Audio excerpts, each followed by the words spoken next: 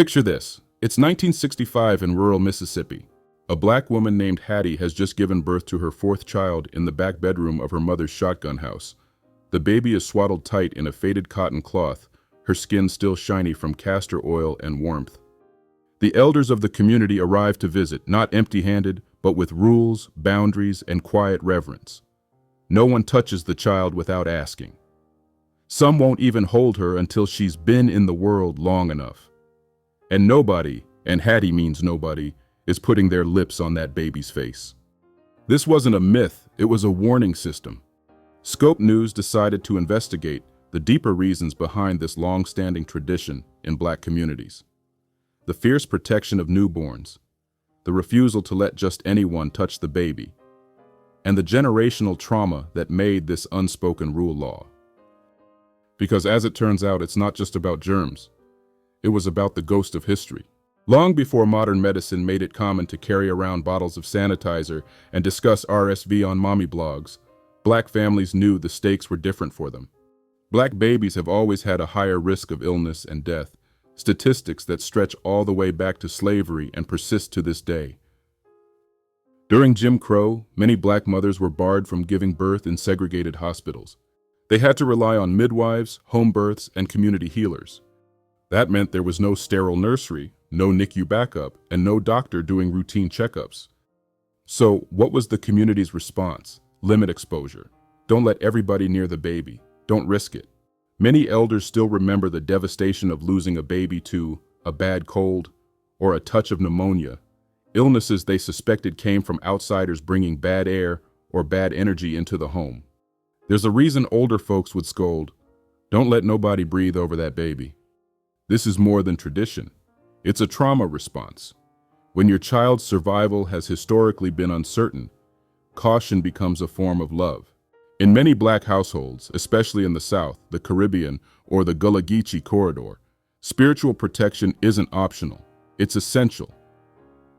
Some babies are considered thin-skinned or spiritually open. Elders believed that too many people handling a newborn could disturb their spirit. That's why babies were sometimes kept wrapped up and covered for the first few weeks. It's why some black mothers would pin a red ribbon to the child's shirt or place blessed oil on their forehead, not for cuteness, for covering. People who practiced hoodoo or other folk traditions knew the importance of guarding a baby's energy. They believed in the power of touch, but also the danger of it. Some hands carry jealousy, grief, or even hexes. It might sound like folklore to outsiders. Hoodoo was definitely a part of the survival and protection for the babies, but to many families, it was the kind of wisdom passed down in whispers, never written down, never forgotten. And that's why permission is sacred. Long before hospital policies and baby wipes, black mothers had already written their own rules, etched in grief and survival. During slavery, babies were never truly safe, and neither were the mothers who bore them. In the WPA slave narratives, a woman named Mary Armstrong recalled being forced to abandon her crying infant to nurse the white mistress's child instead. "I had to wet nurse the white woman's baby and leave mine with the old ones. Sometimes my baby would cry till it turned blue and they wouldn't come get me." In another account, Harriet Smith remembered how her enslaver would grab the baby out my arms to show off. "I ain't had no say," she say, "look at this fine pickaninny," like she done made it herself. These weren't isolated cases. They were patterns, part of the everyday violence of slavery. So when elders later said, "Don't let everybody touch the baby," it wasn't superstition. It was resistance. It was rooted in a time when the baby could be taken, touched, sold, or even renamed without the mother's consent. That trauma didn't disappear. It got passed down. Fast forward to today. A black mother posts a video on social media explaining her hospital rules. No kissing, no visitors in the first week, and no unwashed hands. The comments? A mix of support and backlash. Some accuse her of being paranoid or doing too much, but to many other black mothers, her rules are familiar, even comforting. Because despite medical advances, black infants are still twice as likely to die in their first year of life compared to white infants. Black mothers are still more likely to die during childbirth. And Black families are still disproportionately blamed when something goes wrong. So when someone says, "You being extra," the quiet answer back is, "We have to be." Even within the Black community, there's sometimes tension. Older relatives might feel entitled to hold or kiss the baby. I raise 5 kids and they're fine. But younger parents, more aware of medical risks and trauma-informed parenting, push back. This generational divide often boils down to one question: whose comfort matters more, the adults or the babies? New Age parenting might call it consent culture, but in Black communities, the conversation isn't new. It's just louder now. It's been evolving from a protective instinct into a demand for respect. Respect for boundaries. Respect for health. Respect for the trauma that built these rules in the first place. And it ain't always the outsiders you gotta worry about.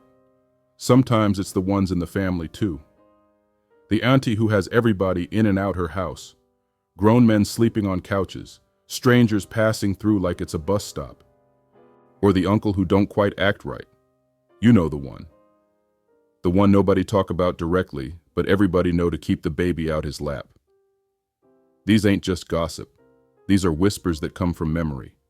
From something that happened one time, maybe years ago, and never got handled right. So now, Black parents don't play about boundaries. If you can't respect the rules, you don't get to hold the baby. It is as simple as that. When a Black mother covers her baby's face in public or says, "Please don't touch," she's not just doing what's trendy. She's living out a legacy of resistance, care, and survival. Because to not let everyone touch the baby is to remember the babies that didn't make it, the ones who died in silence, the ones who weren't allowed to be protected, the ones who were touched without permission, by a system, by a stranger, by history itself. Today, Black parents are reclaiming the right to draw the line. And if that means not letting you kiss the baby, then so be it, period.